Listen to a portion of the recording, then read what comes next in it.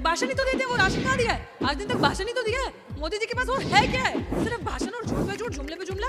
आया कुछ किया उन्होंने आज दिन तक? मिली डेमोक्रेसी के अंदर आप काम करें, आप संसद में बैठे, who are you to individually decide कि संसद नहीं चलेगी? संसद क्यों रद्द कर दी? एक सेकंड, चोर तो आपके दिल में था ना, क्योंकि पता था वहां आएंगे तो विपक्ष रोला करेगा, विपक्ष पूछेगा कि किसान बिल का क्या किया, हटाओ किसान बिल, अनकॉन्स्टिट्यूशनल है। देखिए बहुमत नहीं है, ये हिटलर शाही है। बांटना बंटवारा जो है ना आज दिन तक, वो इस सरकार का, अगर आप इतिहास देखो ना उठा के, भगोड़े सावरकर की औलादों का बांटना ही काम है। अंग्रेजों से भी माफी मांगने वाले ये थे, भगोड़े ये थे। कैसे देख रहे हो? कल बातचीत होने वाली है, लग रहा है कुछ निकलने वाला है। दिन निकलने वाला होता तो बहुत पहले ही निकल जाता, लेकिन हाँ डेफिनेटली होप सबके दिल में है कि कुछ हो। होप है कि होप किस चीज की है कि अब नहीं तो कब शर्म आएगी इस सरकार को, because it's not now then it's going to be never. तो आई थिंक मुझे लगता है कि सरकार को समझना चाहिए, हमारे प्रधानमंत्री जी को, आप नहीं समझ रहे हैं। वही तो हमारे, मैं वही आपको बता रही हूँ कि हमारे प्रधानमंत्री जी को मन की बकवास छोड़कर लोगों के मन की बात को सुनना चाहिए, क्योंकि अब मन की बात जो है उनकी, वो ढिंडोरा जो पीट रहे हैं वो सबको पता चल रहा है। अब होगी जनता की बात, अब होगी अन्न की बात, लोगों के मन की बात, ना कि प्रधानमंत्री जी के मन की बकवास। तो ये चीज़ें उनको समझनी चाहिए कि इट्स हाई टाइम नाउ। हमारे 33 दिन हो गया, 33वां दिन है। 33वें दिन में आप सोच सकते हैं कि 30 से ज़्यादा जवान मर चुके हैं, शहीद हो चुके हैं। तो अगर अभी हमारे प्रधानमंत्री जी को, कैसा सोचिए आप, कैसा नाकाम कोई इंसान हो सकता है जिसके हृदय में बिल्कुल पेन ही नहीं है। इतनी ठंड में, कड़ी ठंड में किसान बुजुर्ग यहाँ पे आकर बैठे हैं, उनको शर्म ही नहीं आ रही। मतलब ये तो वो हो गया तारीख पे तारीख, तारीख पे तारीख, तारीख पे तारीख, और होना कुछ नहीं है। एक्चुअली में ऐसा लग रहा है, क्योंकि अगर कुछ खुद माना है गलतियां उस कानून में, जब खुद आप मॉडिफाई करने के लिए तैयार हैं, आप कह रहे हैं कि ठीक है हम इसमें अमेंडमेंट कर देंगे, ये 4-5 बिल हैं, तो भैया शर्म करो ना। किसान जो मांग रहे हैं वो दे दो। मोदी जी के मुंह से सब बड़ी बड़ी बातें, सब बड़ा बड़ा झूठ निकल सकता है। इतनी सी बात मोदी जी के मुंह से नहीं निकल सकती कि एमएसपी कानून बना के दे रहे हैं, लिख कर दे रहे हैं आपको कल। अब बोले ना, लिख कर दे रहे हैं, इतनी सी बात नहीं। भाषण दिया है, भाषण पे भाषण ही तो देते हैं, वो राशन कहाँ दिया है? आज दिन तक भाषण ही तो दिया है। मोदी जी के पास और है क्या है? सिर्फ भाषण और झूठ पे झूठ, जुमले पे जुमला। आया कुछ किया उन्होंने आज दिन तक? तो वही मैं कह रही हूँ। और मैं ये भी कहना चाहूंगी कि आप जो सरकार से बात कर रहे हैं, आप मुझे बता दें, पत्रकार हैं, जितनी तेजी से पूरे 1 साल में सरकार ने काम किया है, जब से कोरोना महामारी आई है पूरे विश्व में, पहले किया है 18 घंटे काम। वो मैं कह रही हूँ, ऐसा काम ना करें, ऐसा काम ना करें। 18 घंटे प्रधानमंत्री काम करें, आप पत्रकार बोलते हैं। आप बोल दो उनमें से 4 घंटे हम विपक्ष को, हम जो विपक्ष माने हम स्टूडेंट जो हैं, हम स्कॉलर जो, हम टीचर्स जो है, हम लोगों को 4 घंटे दे दें, मन की बात मीडिया को संबोधित कर दें, हमारे सवालों के 4 जवाब दे दें 4 घंटे, हमें 18 घंटे काम नहीं चाहिए। और ऐसा प्रधानमंत्री जो 18 घंटे काम करके देश की बोलियां लगा रहा है ना, जो देश का लीडर नहीं डीलर है, वैसा प्रधानमंत्री हमें नहीं चाहिए। वैसा काम हमें नहीं चाहिए 18 घंटे का, जिसने उसमें सारी सरकारी संस्थाओं को बेच दिया। तो ऐसा 18 घंटे का वो काम ना करे, और ये जुमला देके पूरे देश को ठगे ना, मूर्ख मत बनाए, क्योंकि पूरी जनता देख रही है, पूरी आवाम जागरूक होकर आज सड़कों पे बैठी है। और ये जनता, किसान आंदोलन नहीं, मैं बार बार कहती हूँ, ये जन आंदोलन है, जन जन की आवाज़ है। और ये जन आंदोलन ही आपको बता रहा है कि प्रधानमंत्री जी की ये जो जुमले है ना, ये जो झूठ है, ये जो बकवास से चलेगा नहीं। और प्रधानमंत्री जो वहाँ मन की बात कर रहे थे ना बैठ के, एक किसान का बच्चा जो ट्विटर ट्रेंड चला के उनकी धज्जियां उड़ा रहा था, वो भी सबने देखा है। और ये अभी से नहीं हो रहा, मैं आपको इस आंदोलन की बात बताना चाह रही हूँ। जो क्रांति अभी हो रही है, पिछली बार भी सितंबर में भी ये क्रांति हुई थी। सितंबर में अगर आपने देखा होगा तो प्रधानमंत्री जी के जन्मदिन के दिन ही राष्ट्रीय बेरोजगारी दिवस मनाया गया था। उसमें भी इतना बड़ा मूवमेंट था, वर्ल्ड वाइड लोगों ने उसको वाले कह रहे हैं बदनाम किया जा रहा है। उनके पास अभी कुछ बचा इज्जत बचाने को? इज्जत बचाने को बचा है? पूरा देश बेच दिया है। मुझे समझ नहीं आता कि ये ऐसी पार्टी है जिनको सिर्फ पता है कि हमारे पास पैसा है, सबको खरीद लिया जाएगा। एमएलए जैसे खरीद लेते हैं, वो बिकाऊ। उनको ये भी लगा था, सच में उनको ये लगा था कि ये जो किसान जत्थेबंदियां लीडर जो है इनको खरीद लिया जाएगा, वो हल्के में ले रहे थे। उन लोगों को लग रहा था ये जो इनका प्रोटेस्ट है ना, कुछ दिन चलेगा, गा लेने देते हैं, रो लेने देते हैं। उनको तब भी ये लगा था कि ये कर लेंगे, थोड़ा बहुत पैसा देंगे, लेकिन ये किसान है, ये किसान है, ये वो नहीं है एमएलए उनके नेतागण जिनको लालच दोगे और खरीद के। क्योंकि बीजेपी में जो गया है ना आज दिन तक, चाहे वो सन्नी देओल हो जो बड़ा अपने आप को कहता था मैं किसान पुत्ता, मैं ये हूँ, मैं सरदार हूँ, ये वो, कहाँ गया आज? तो जो गया उसकी बोलती बंद। सन्नी देओल ने तो कहा मैं किसानों के साथ और बीजेपी के साथ, वो वैसा ही कहा, वो एग्जैक्टली वो वैसा ही किया जिद्दा मोदी है। जिद्दा वो कहता है ना मैं किसान का, मैं गरीब का बेटा हूँ। जैसे मोदी जी फकीर है, मोदी जी जैसे गरीब है ना, वैसे ही सन्नी देओल किसान का बेटा और किसानों के साथ है। वही हुआ है। अगर किसानों के साथ होता, इतना बड़ा एक्टर है, आपके पास इतनी पावर, इतना पैसा है, बोलते क्यों नहीं अपने प्रधानमंत्री जी को कि मैं पंजाब में कुर्सी छोड़ रहा हूँ अपनी? अगर आपने किसान बिल को वो नहीं किया, समर्थन में नहीं दिया, एमएसपी को लॉ नहीं बनाया, कुर्सी से मोह है, क्योंकि एक्टिंग में तो करियर खत्म हो गया। तब अब बुजुर्गी आ गई तो पकड़ लो जी। देखा जा रहा है, आप खुद क्योंकि पंजाब से आती है, तो आपको क्या लग रहा है जिस तरीके से देखा जा रहा है पंजाब के अंदर जो रिलायंस के जो टावर है उसको क्षतिग्रस्त किया जा रहा है? ये पंजाब के अंदर नहीं होगा। पंजाब का तो इतिहास है जी, पंजाब का ऐसा इतिहास है कि सबसे पहले तीर अपनी छाती पे खाना है, वो जज्बा है, वो सूर में है। तो उन्होंने यही कानून बिल को भी उन्होंने ही समझा सबसे पहले, तो उन्होंने बॉयकॉट करना शुरू किया रिलायंस और जियो के हर प्रोडक्ट को, कि हम रिलायंस के किसी भी प्रोडक्ट को, टावर को नहीं यहाँ रखेंगे, टावर नहीं रहेगा, या कोई भी दुकानों में सिम वगैरह नहीं होगी। सेम वही चीज़ होगी कि अब अभी पंजाब ने शुरू किया है, महाराष्ट्र शुरू करेगा यही चीज़, राजस्थान शुरू करेगा यही चीज़, गुजरात शुरू करेगा। इनको इनके घर पे जाके बताया जाएगा और इनकी तानाशाही चलने नहीं दी जाएगी। वो कह रहे हैं कि जो किसान है इनकी समझ में नहीं आ रहा है। देखा जा रहा है कि जो एनडीए के जो साथी थे, हनुमान बेनीवाल छोड़कर चले गए, अभी जो है उससे पहले देखा गया कि जो पंजाब से जो शिरोमणि अकाली दल है वो छोड़कर चले गए। तो आपको क्या लग रहा है, क्या वो किसी के भी समझ में नहीं आ रहा है? जी, समझने की जरूरत नहीं है, बड़ा आसान से तरीका है, जिसके अंदर स्पाइन है ना, जिसके अंदर रीढ़ की हड्डी बची हुई है, जो समझता है किसानों का दर्द, जिनके अंदर दुख है अपनी जनता को लेके, अवाम को लेके, जिनको डेमोक्रेसी से प्यार है, जिनको लगता है कि हमारा जो राष्ट्र है उसमें खाली एक विचारधारा की है, टोटल हिंदुत्व को आप प्रमोट ना करें, जिनको पता है जन जन, किसान, मजदूर, बेरोजगार, भूखे लोग जो हमारे देश के हैं, गरीब, अगर उनकी जो आवाज सुनता है, उनका जो दर्द समझता है, वो इस तरह से छोड़कर जाएगा। लेकिन जो सत्ता के नशे में बैठे हुए, जिन्होंने देश को लूटने की सोची है, जिन्होंने देश की बोलियां लगाने की सोची है, हमारे प्रधानमंत्री जैसे जो किसी के एजेंट बिठाए हुए हैं, वो कभी नहीं सोचेंगे, वो ये काम कभी नहीं करेंगे। इसी के साथ एक और बहुत शर्मनाक रोल है जो हमारा विपक्ष प्ले कर रहा है। आपने देखा होगा कि अगर हमारा विपक्ष जिंदा होता और अगर हमारे विपक्ष में रीढ़ की हड्डी होती तो वो आज आके हमारा साथ देता। ये वो सही मौका नहीं देखता, सही मौका। सरकार तो कह रही है विपक्ष ही भड़का रहा है। ये तो वही तो चीज है, ठीक है। मैं तो इस मायने में बीजेपी को कहूंगी कि बहुत अच्छा विपक्ष का रोल प्ले कर रहा है। ये तो विपक्ष को सोचना चाहिए ना हमारे, कि ऐसे लांछन लग रहा है, मुंह पे मारो चमाट, एक मुंह पे मारो कि कैसे आप ऐसे बोल सकते हो। जबकि बीजेपी ने तो ये भी कहा खालिस्तानी, यहाँ पे आपको बच्चे आंदोलन कर रहे हैं, हम दिख रहे हैं, हम खालिस्तानी पाकिस्तानी दिख रहे हैं आपको, हम आतंकी दिख रहे हैं आपको। आपकी तो राजनीति शुरू से रही है हिंदू मुस्लिम सिख ईसाई दलित पिछड़ा आदिवासी गरीब, यही तो करते आए हो आप, यही जहर बोया आपने। अगर पूछा जाए, मैं तभी आपको मैंने शुरू में ही कहा कि मोदी जी ने पिछले 6 सालों में इतनी तेजी से काम किया है, जो भी 1 साल में किया है, जितनी बोलियां 1 साल में, पता है मोदी जी को, इस सरकार को पता है कि लोग बाहर नहीं आ सकते, लोग घरों से बाहर आपदा में अवसर की जो बात कही गई, that's what I am saying, आपदा में अवसर इस सरकार से ज्यादा किसी ने नहीं उठाया है। वैसे ही जैसे एयरपोर्ट बेचा इसी साल, फिर उसके बाद रेलवे गया, फिर बैंक गया, सेम गोस हियर कि पता चला कि किसान रोटी, अन्न, अनाज एक ऐसी चीज है 3 टाइम खाएगा ना, तो 3 टाइम से इंसान कितना कमाएगा। तो चलो उल्लू बनाना, किसान को बनाओ, किसान को अब किसान की बोलियां लगाओ। लेकिन किसान ना वाकई में मूर्ख नहीं रहा है, क्योंकि इनके बच्चे ना इनके मेहनत के पैसे से आज पढ़ चुके हैं और बाहर है। जो ये कहते हैं ना इनके बच्चे जीन पहनते हैं, पैंट पहनते हैं, जी हाँ हम पहनते हैं जीन, जी हाँ हम बोलते हैं अंग्रेजी, हम घूमते हैं बड़ी गाड़ियों में। हमारे माँ बाप ने मेहनत की है ना, तो हमारे पास है। आप तो चोर चक्के हैं, आप तो कहते थे मैं भीख मांगता था 40 साल तक, फिर आपको किसने दे दिया इतना पैसा, जो आप इतने बड़े बड़े थाल लगाते हैं, इतने बड़े बड़े मशरूम्स खाते हैं, आपको किसने दे दिया? इसका यही मतलब है ना, दलाली का और चोरी का पैसा है हमारे पास।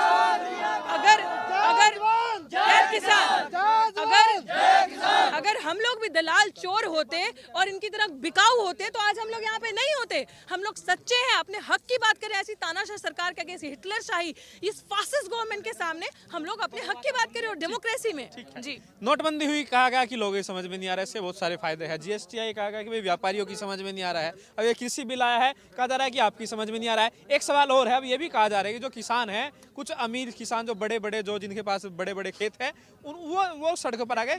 हाँ सुन लीजिए एक मिनट। हाँ, और जो 2, 4, 5 बीघे वाले किसान है वो अपना खेती बाड़ी कर रहे हैं। यहाँ पर कुछ बड़े किसान आए हुए हैं, तो अमीर गरीब के बीच में बांटने की कोशिश हो रही है। बांटना बंटवारा जो है ना आज दिन तक, वो इस सरकार का, अगर आप इतिहास देखो ना उठा के, भिगोड़े सावरकर की औलादों का बांटना ही काम है।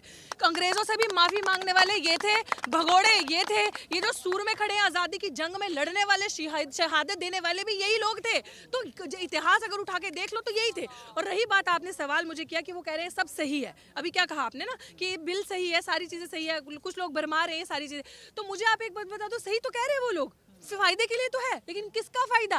हम लोग बेवकूफ है, मूर्ख है, भोली जनता है ना, हम लोग समझते हैं वो फायदा की बात करें। वो फायदा हमारा और आपका नहीं है, वो फायदा अंबानी, अडानी, मोदी, भाजपा की सरकार का फायदा है। क्योंकि उन्होंने जैसे पहले कहा था, हमें लाओ, हम कर्ज माफ कर देंगे। हम बेवकूफ लोग सोचे हमारा कर्ज माफ करेंगे, कर्ज माफ तो किया उनका, जो पूंजीपति बैठे बड़े बड़े, जो भगोड़े हमारा पैसा लेके बाहर भाग गए, नीरव मोदी जैसे, विजय माल्या जैसे, तो कर्ज तो माफ किया उनका, कर्ज माफ किया अपने दलालों का, हमारा नहीं किया। हम भोले लोगों ने सोचा हमारे लिए। नोटबंदी हुई तो हम किसान किसान, हमारा लोग गरीब, हमारे लोग मरे बैंकों की लाइनों में लग के, जेबें किसकी भरी रही? उनकी, जो लाइनों में नहीं लगे उनके लिए तो हुआ।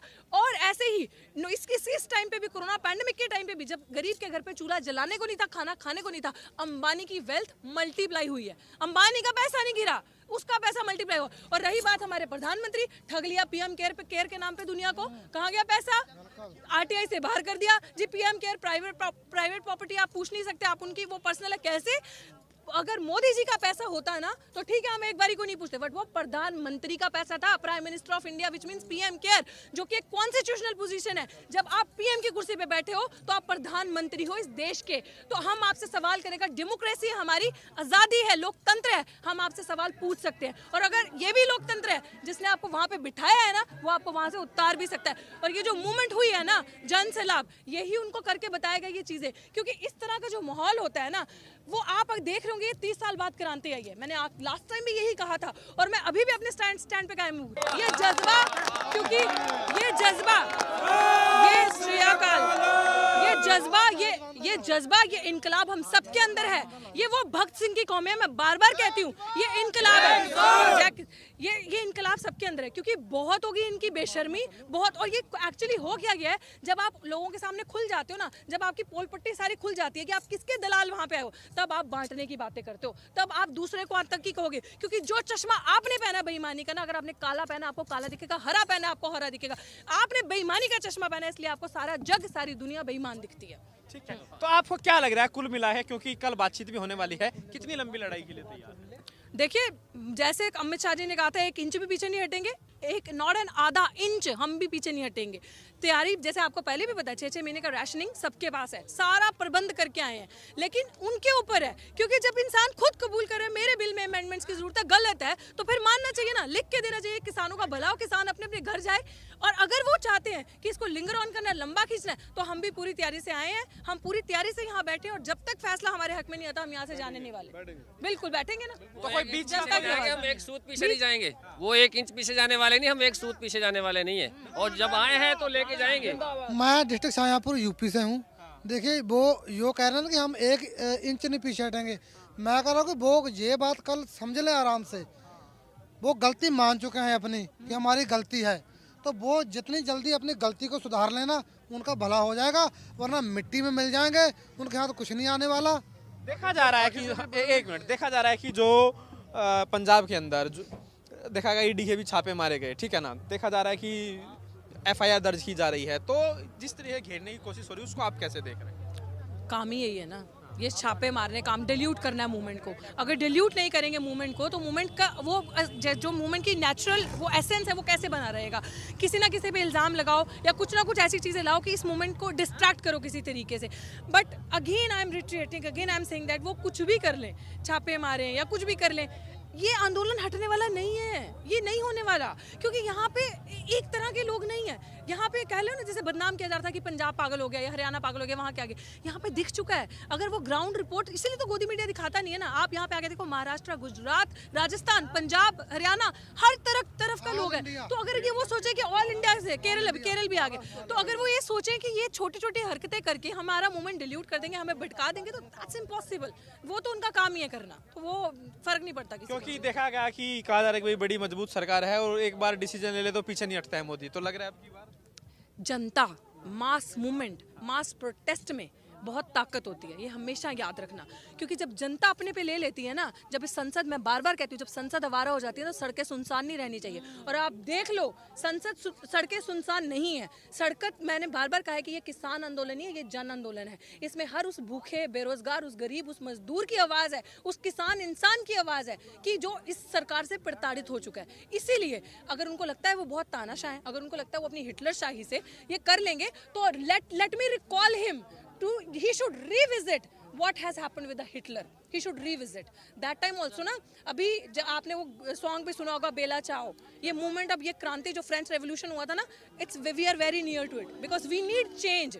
क्योंकि इनको चेंज के लिए हम लाए थे, लेकिन हमें नहीं पता था ऐसा बेड़ागर करेंगे। वो कह रहे हैं कि भाई हमें इतना बहुमत मिला है तो हम सुधार कर रहे हैं, इसीलिए तो वोट मिला हमें, जो सब हम कर रहे हैं। देखो, बहुमत का मतलब ये नहीं होता कि आप अपनी मनमानी करें। बहुमत में भी अगर आप बैठे हैं तो पक्ष विपक्ष है ना, वहाँ पे आप बात कर सकते हैं। हमेशा तर्क वितर्क होता है, डायलॉगिंग होती है। ऐसी कैसी बहुमत कि आप हर काम अनकॉन्स्टिट्यूशनल करेंगे, हर काम संविधान के हटाकर करेंगे? और वही किया ना, अगर बहुमत मिली, डेमोक्रेसी के अंदर आप काम करें, आप संसद में बैठे, who are you to individually decide कि संसद नहीं चलेगी? संसद क्यों रद्द कर दी? एक सेकंड, चोर तो आपके दिल में था ना, क्योंकि पता था वहां आएंगे तो विपक्ष रोला करेगा, विपक्ष पूछेगा कि किसान बिल का क्या किया, हटाओ किसान बिल, अनकॉन्स्टिट्यूशनल है। तो ये बहुमत नहीं है, ये हिटलर शाही है। ठीक है, क्योंकि कोई भी समस्या हो हल बातचीत से निकलना है, ये बात तो बिल्कुल तय है। तो इसीलिए सरकार कह रही है हम बातचीत करने के लिए तैयार है, थोड़ा आप पीछे आइए, थोड़ा हम आते हैं और समाधान निकल जाएगा। हम पीछे आने के लिए तैयार हैं। हम कह रहे हैं लिख के दे दो, एमएसपी को कानून बनाओ, और अपने जो सड़े गले जो वहाँ पे रखे हैं कि किसान वहाँ नहीं जा सकता, कि उसके लिए कोर्ट को वो नहीं कर सकता, जा सकता कोर्ट में, संशोधन। ऑब्वियसली जब कानून पूरा गलत है, कानून तो करेंगे ना। तो हमारी जो डिमांड्स है आप कर दीजिए, हम पीछे हटने के लिए तैयार हैं। हमारी C2 फार्मूले के साथ जरूरी कंपलसरी हमारी। देखिए मैं आपको बताऊं, अब की बार पूरा हिसाब करके जाएंगे। बिल्कुल। देखिए मेरी सुनिए बात, ये कह रहे हैं जी आड़तिया जो है दलाल है, पंजाब में वही आड़तिया है, समर्थन मूल्य पे वो खरीद रहा है। आजकल आपका पंजाब हरियाणा की मंडी समर्थन मूल्य पे चल रही है, उसके बावजूद पंजाब हरियाणा का किसान भी फांसी लगा के आत्महत्या कर रहा है। क्यों? क्योंकि स्वामीनाथन रिपोर्ट जब तक लागू नहीं होगी C2 फार्मूले के साथ में, जब तक किसान का यही हाल रहेगा। ये समझ ले, पूरा हिसाब कर दें बहुत अच्छे रहेंगे। देखिए अब किसान जो है जाने वाला नहीं है, वो गलत फहमी में है कि 1 इंच नहीं हटेंगे। हम कहते हम तो 1 सूत में नहीं हटेंगे, वो 1 इंच से बहुत बड़ी बात है। वो सरकार कह रही कि भाई किसान आए हैं, वो वेट एंड वॉच की स्थिति में है, अपना फिर जो है फसल टाइम आएगा तो किसान चला। मेरी देखिए मेरी सुनिए बात, ऐसा किसान 10-10 लोग छोड़ के आए हैं घर पे। ये यहाँ से ऐसा नहीं चलेगा। हम इनकी तरह नहीं अंधेरे में हर तीर मार दिया, क्योंकि मोदी जी को रातों रात हर काम करने की आदत है। किसान पूरी ऑर्गेनाइज तरीके से प्रॉपरली प्लानिंग करके आए हैं कि अगर 10 दिन रहेंगे ना, तो हमारी जो माएँ भी है ना, माएँ बहनें, वो योद्धा हैं, वो हल्की नहीं है। मोदी जी की तरह नहीं कि ना माँ की इज्जत करी ना बीवी की इज्जत करी, वो योद्धा हमारे साथ कंधे से कंधा मिला के खड़ी होती है। अगर किसान यहाँ पे पुरुष आंदोलन में है ना, तो पीछे माएँ बहनें बैठ के खेतियों को पानी देंगी और फसलें भी काटेंगी। जब अपनी पे आएगी तो हर तरीके से इस सरकार के आगे खड़े रहेंगे पूरी दृढ़ता से। जी, आपको लग रहा है कुछ समाधान कल निकलेगा? उम्मीद है, निकलना चाहिए, सरकार को शर्म आनी चाहिए। और अगर कल नहीं, वही मैं बार बार बोल रही हूँ, if it's not now it's going to be never. So अभी होना चाहिए जल्दी से जल्दी इसका सॉल्यूशन। एक सवाल मैं कहता हूँ कि ये हर बार एक ही बात करते हैं कि बड़े बड़े किसान हैं, बड़े बड़े लग्जरी गाड़ियाँ हैं, बड़े बड़े ट्रैक्टर हैं। मैं कहता हूँ कि साथ में किसान का कर्ज की बात भी तो कर लो। कितना किसान आज तक आत्महत्या कर चुका है, वो बात भी तो कर लो ना। किसान का कर्ज की बात क्यों नहीं करते? वो भी तो बात करें ना कि किसान बेचारा दुखी, कितना कितना कर्ज है, NPA किसान का हुआ पड़ा है। किसान के पास तो आज कोई भी हल नहीं है। कितने प्रतिशत किसान कर्जदार? अरे जी मैं कहता हूँ कि 99 से 100% किसान कर्जदार है। आप इनके पास कौन सा रिकॉर्ड है? सरकार के पास सभी रिकॉर्ड है किसान। देखिए सभी कर्जदार हैं, चाहो वो बैंक की लिमिट हो, चाहो आड़ती का कर्ज हो, चाहो पेस्टिसाइड वाले का कर्ज हो, चाहो किराने वाले का कर्ज हो, चाहो बच्चे की स्कूल की फीस हो, 100% किसान कर्जदार है।